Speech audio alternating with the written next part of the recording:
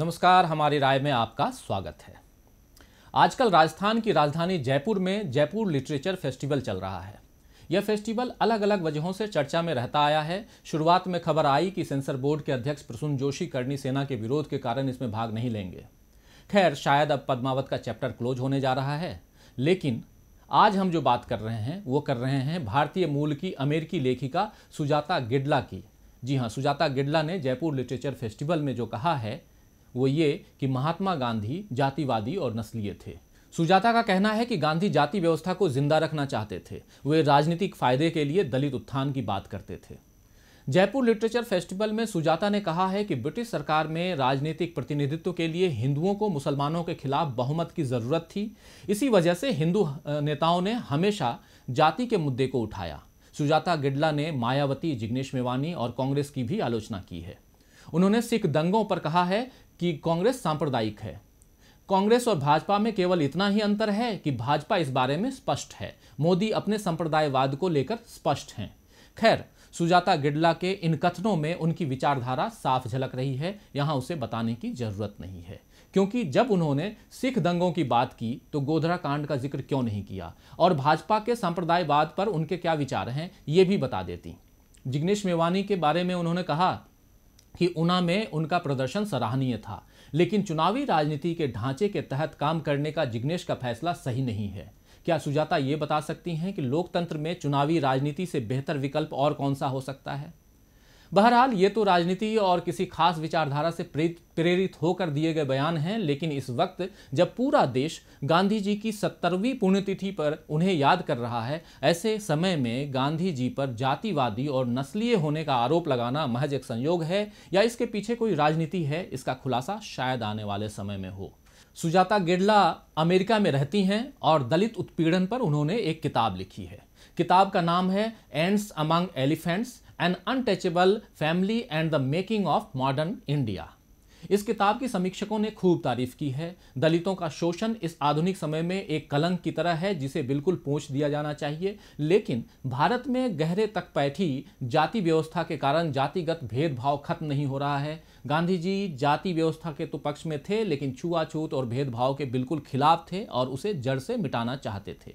अफसोस ये रहा कि अपने जीते जी गांधी जी यह नहीं कर पाए, बल्कि वे खुद धर्मांधता की भेंट चढ़ गए। धर्म और जाति से संबंधित उनके विचारों में जो व्यापकता थी उसे बहुत से लोग समझ ही नहीं पाए हैं अभी तक।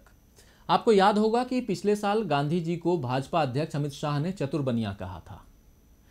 ऐसे सबको पता है कि गांधी जी पैदाइशी बनिया थे ही, लेकिन वे खुद को किस जाति का मानते थे इसका एक दिलचस्प नज़ारा मार्च 1922 को मिला था, जब उन्हें देशद्रोह के आरोप में गिरफ्तार किया गया था। अदालत में पेशी के वक्त गांधी जी से उनकी जाति पूछी गई तो उन्होंने जवाब दिया कि वे एक किसान और बुनकर हैं। आपको ध्यान रहे कि साबरमती आश्रम में गांधी व्यापार नहीं करते थे, बल्कि रोजाना कताई करने का काम यानी कि चरखा चलाने का काम करते थे और इसके अलावा वे खेती और पशुपालन किया करते थे। अहमदाबाद कोर्ट में दिया गया गांधी जी का वह बयान उनके द्वारा जीवन भर के लिए अपने निजी और सार्वजनिक जीवन से जाति को अलग कर दिए जाने का बहुत बड़ा उदाहरण है। गुजरात के मोढ़ बनिया समुदाय की बंदिशों को नकारते हुए गांधी जी समुद्री यात्रा उन्होंने की। दक्षिण अफ्रीका में यहूदी हेनरी पोलक के साथ रहे।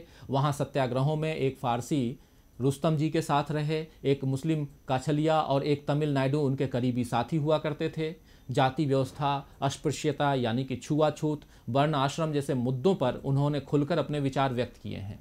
11 फरवरी 1933 को हरिजन में उन्होंने लिखा है कि छुआछूत जाति व्यवस्था की उपज नहीं है, बल्कि उस ऊंच नीच की भावना का परिणाम है जो हिंदू धर्म में घुस गई है और उसे भीतर ही भीतर कुरेद रही है। छुआछूत या अस्पृश्यता को अभिशाप बताते हुए गांधी जी ने कहा था कि यह घृणित भावना हम लोगों में तब आई होगी जब हम अपने पतन की चरम सीमा पर रहे होंगे। अपने सपनों के भारत में उन्होंने लिखा था कि मैं एक ऐसे भारत के लिए कोशिश करना चाहता हूं जिसमें गरीब से गरीब आदमी भी यह अनुभव कर सके कि यह उनका अपना देश है, जिसके निर्माण में उनकी भी सुनी जाएगी, जिसमें ऊंच नीच का भेदभाव नहीं होगा, सभी जातियां पूर्ण सामंजस्य के साथ जीवन यापन करेंगी। ऐसे भारत में छुआछूत और मादक पदार्थों का शाप नहीं होगा। स्त्रियों को पुरुषों के समान ही अधिकार मिलेंगे। गांधी जी के ऐसे अनगिनत उदार विचार उनके लेखन में देखे जा सकते हैं और वे केवल उपदेश नहीं देते थे बल्कि जो कहते थे वही करते भी थे। उन्हें पढ़ें और उनकी कही बातों पर अमल करें तो सचमुच उनके सपनों का भारत बन सकता है, बशर्ते उनके लेखन को दिल दिमाग खोलकर पढ़ने की जहमत उठाई जाए। आधा अधूरा पाठ आधी अधूरी समझ ही देगा। जयपुर लिटरेचर फेस्टिवल जैसे आयोजनों से समाज में एकता का भाव अगर बढ़ाया जा सके तो देश के भविष्य के लिए अच्छा होगा, वरना आज के माहौल से कौन वाकिफ नहीं है। तो आज के लिए बस इतना ही। देखते रहिए डीवी लाइव। नमस्कार।